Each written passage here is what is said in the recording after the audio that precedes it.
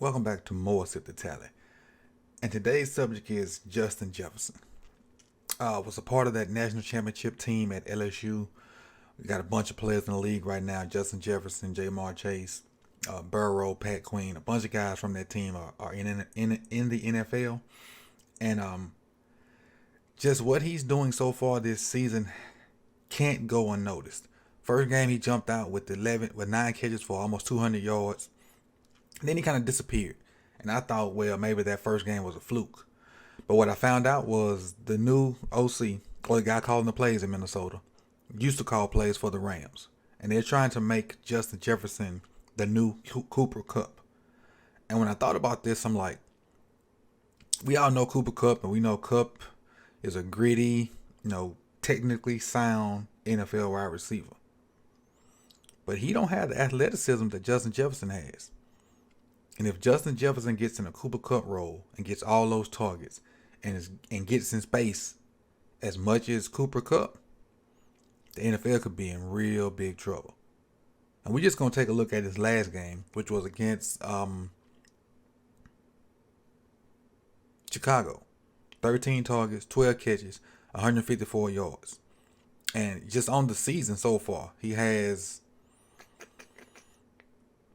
18, 28, 40 catches already. 40 catches in 5 games. I mean, they use Justin in a variety of ways. It's not just 2 or 3 different routes. They have him. They use Justin in a variety of ways. It's not just 2 or 3 routes, not in a certain formation. So what we're going to do on this film is take a look at all 13 targets, check the alignment, and check the routes. Justin here in the slot. Kind of like a nasty slot with another receiver. I think that's KJ Osborne. Send Osborne in motion. Get the leverage they want. This is a deep out. Watch how he attacks the safety. I don't know why. No, that's a corner. He just bailed out of there. He's gonna run straight at him. He got a 2-way go because he's going straight at him, running straight down his numbers. Sticks outside. Short break. So sharp that the DB falls, or stumbles rather, and he's wide open. Because with him running straight at the defender, he doesn't know which way he's going. And with the alignment, he got a 2-way go. He can go in or he can go out based off alignment. And so now this DB is at his mercy. All right, check this play. Got traditional power set with Justin at the bottom of your screen. Get another check. So it looks like the Vikings doing a lot of check with me, or giving Kirk Cousins the freedom to check the different things.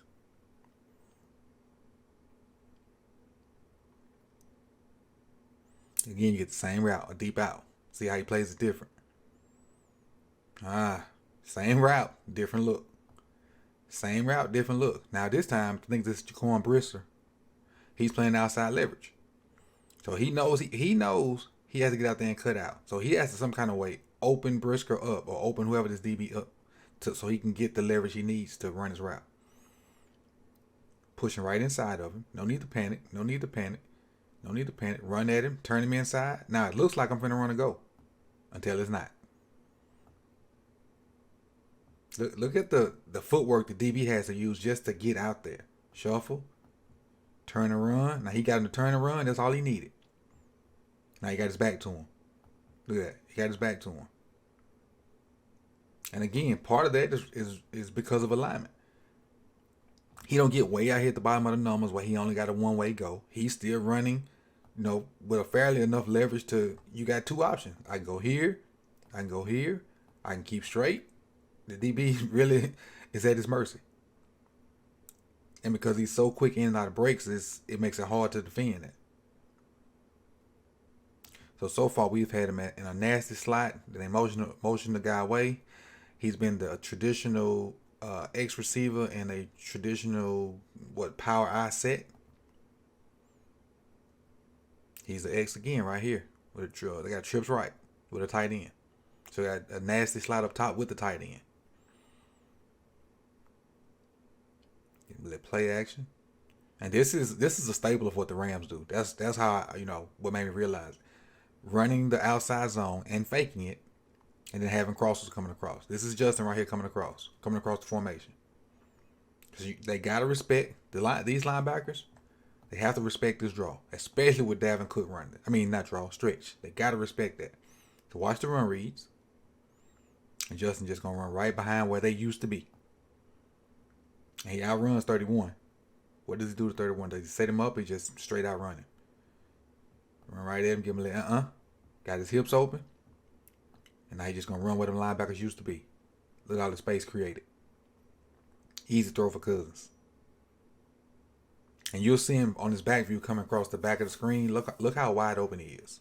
I don't know if that version gives it justice to how open he is coming out of this break.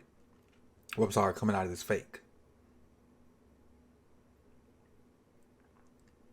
See, they gotta respect that. Look at the linebacker. There, they gotta respect it. Now look how open he is. He got about 4 yards separation right now. All Kirk gotta do is just clear that and give him the ball. Nice, easy throw.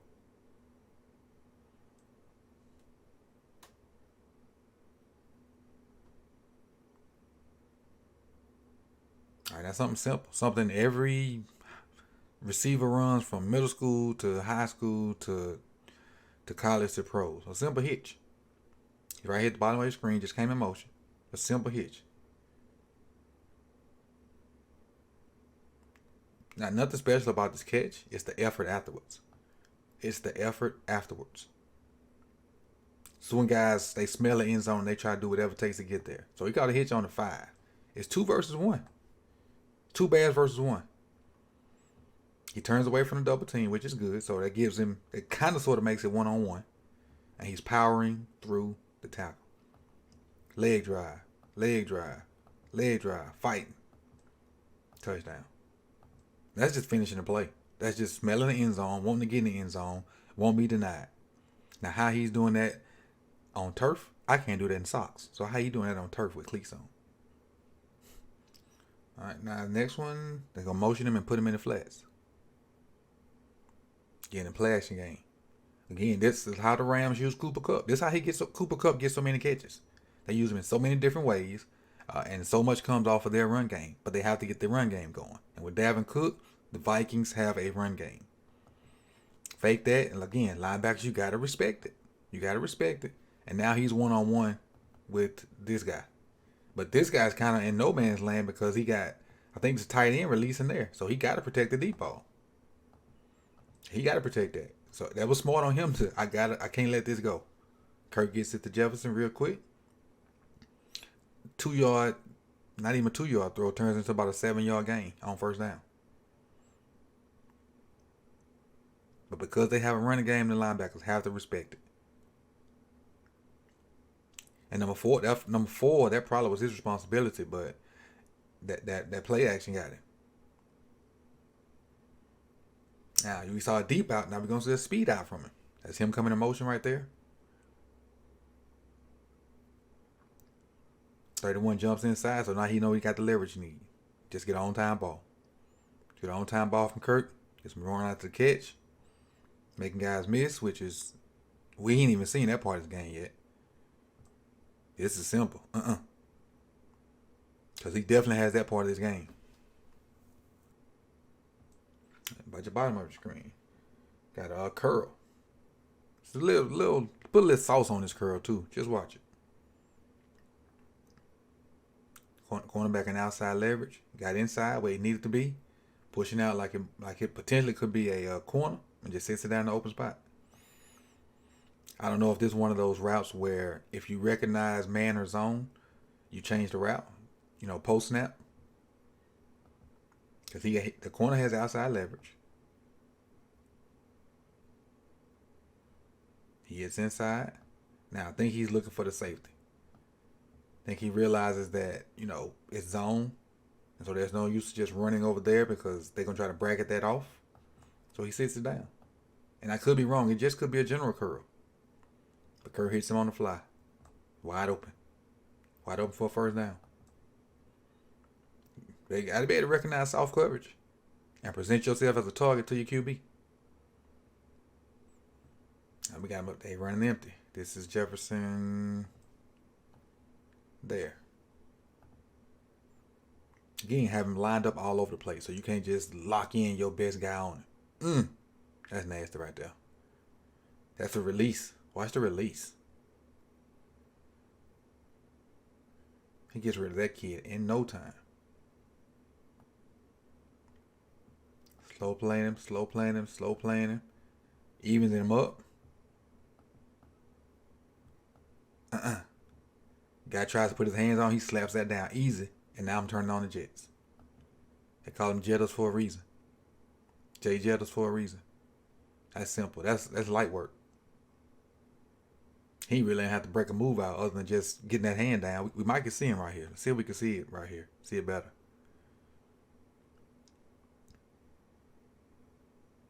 Kurt looks at him like, go get it.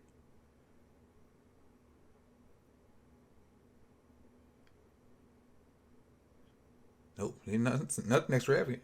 He evened him up, and then when he reached, he slapped the hand down and he outran him. Nothing extravagant on that. But sometimes you don't have to break out your best move when your Z move can be the defender.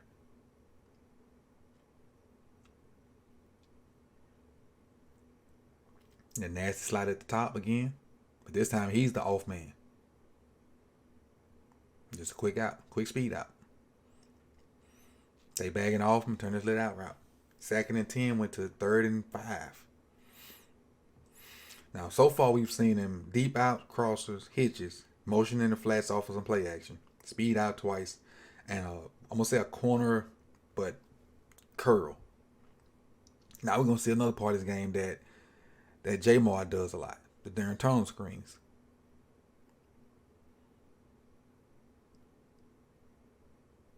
And this was where you see his ability to weave in and out and make guys miss. Now, he don't make a lot of miss on this, but this is part of the game, part of his game. Reading the blocks. He tackles him. But if it wasn't for the cavalry coming, he might have missed that. But again, tunnel screens part of his game also. And he didn't get a ton of yards on this, but just know it's in the repertoire.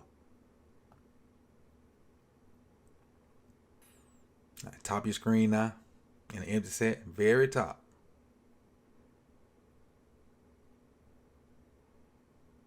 Let in route against zone. But what I like about it is, watch how he tries to widen the DB out to give himself more room to work. He gonna attack that outside leverage. Now DB has to widen. He sits right in, which gives him more room to work, and also takes him away from this dude if he gets the ball early. It takes him away from him so he doesn't get the ball right here and maybe get knocked out. Now he gets it, so now can I make somebody miss? Well, not 4-on-1 it can't. Not 4-on-1. I'm gonna let flat route, and this may be the one target that he didn't catch. I know he did catch this one. Maybe I don't have the one he don't catch on it. But this is simple. They're off. Kurt just gets him in the flat. That's simple. Let's snag concept I like. They're reading this guy. If he goes on with the end, they'll throw the out. If he goes on the out, they'll throw the little hitch on inside of it. But he stays with him, so you just throw it out. Simple read for Kurt. Real simple. Now it's a good throw, a quick throw, and you give him a chance to go try to get some yards after the catch. A 1-yard throw ends up at about 11 yards. The line of scrimmage is here. 1, 2, 3, 4, 5, 6, 7, 8, 9. 9 yards on a even throw. Putting guys in space to make plays. And if they can create space for Cooper Kupp, and I'm not talking bad about Cooper Kupp. He is probably the best guy in the NFL, but he's nowhere close to the athleticism of Justin Jefferson. Now, Justin Jefferson probably can't do the blocking stuff that Cooper Kupp does, but as far as catching the ball and all these different routes, there's no doubt in my mind that Jefferson is probably going to be in that conversation at the end of the year as a top 3-4 receivers. And this is the one incomplete. But with his skill set, with his speed, his route running, his hands, and the scheme, He already had 40 catches and we in week 5. So you go week 10, if he stay on that same pace, and he'll be at 80. You go to week 15, you put him at 120, and then still got 2 games left. I mean, at this pace, he could probably approach 130, 140 catches at this pace. And that's with 2 bad games. His second and third game weren't very good. But we'll see how teams try to stop Justin Jefferson and the Vikings, because the relationship with him and Kirk Cousins right now is awesome.